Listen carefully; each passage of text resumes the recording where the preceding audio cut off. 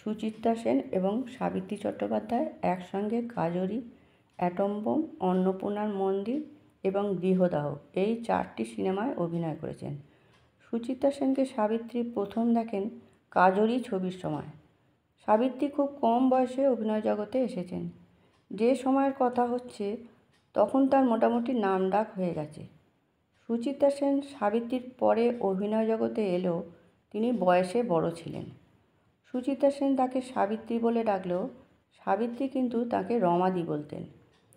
সাবিত্রী চট্টোপাধ্যায় জানালেন, কাজরির পর রমাদির সঙ্গে করলাম অন্নপূর্ণার মন্দির। ছবিটা খুব হিট করেছিল।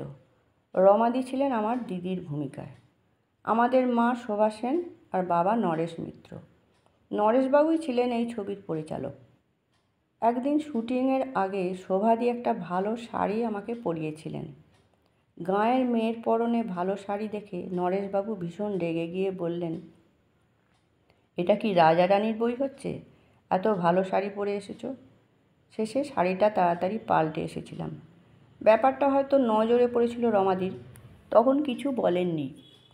উনি মজা করতে পারতেন খুব। ছবিতে একটা সিকোয়েন্স ছিল, আমাদের বাবা অর্থাৎ নরেশবাবু গাছ চাপা পড়ে মারা গেছেন। প্রচণ্ড জল ঝড় হচ্ছে। আমরা 2 বোন আর মা বাইরে বেরিয়ে গাছের তলা থেকে বাবাকে উদ্ধার করছি। শুটিং চলছে। নরেশবাবু গাছ চাপা পড়ে রয়েছেন। তাড়াতাড়ি তাকে টেনে তোলার কথা আমাদের। গাছের তলায় ওইভাবে চাপা পড়ে থাকলে উনি কষ্ট পাবেন। সেই সময় রমাদি হঠাৎ আমাকে বললেন, এই আস্তে আস্তে কর, থাক কিছুক্ষণ গাছ চাপা হয়ে। রমাদির কথা শুনে আমার প্রচণ্ড হাসি পেয়ে গেল। নরেশবাবু জানতেও পারেননি রমাদি কি দুষ্টুমিটাই না করেছিলেন। ওই ছবিতেই একটু পরে আর একটা দৃশ্য, যেখানে মৃত বাবার বুকের ওপর ঝাঁপিয়ে পড়ে আমরা দুজন অঝরে কাঁদছি। আবার শুটিং শুরু হয়েছে।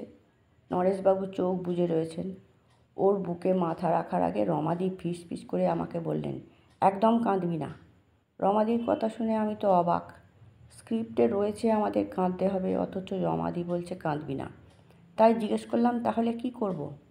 সঙ্গে সঙ্গে রমাদি মুখ গম্ভীর করে বললেন, হি হি করে হাস, মুখ ভ্যাংচা, তোর যা ইচ্ছে তাই কর, কিন্তু এই লোকটার জন্য চোখের জল ফেলিস না। তখন বুঝতে পারলাম রমাদি মজা করছেন। সুচিত্রা সেনের যে প্রচণ্ড ব্যক্তিত্ব ছিল সে কথা সাবিত্রীও বলেছেন।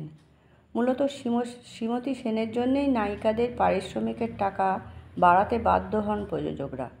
তখন একটা ছবিতে কাজ করে 2-2.5 হাজার টাকা পারিশ্রমিক পেতেন সাবিত্রী সহ অন্যান্য নায়িকারা।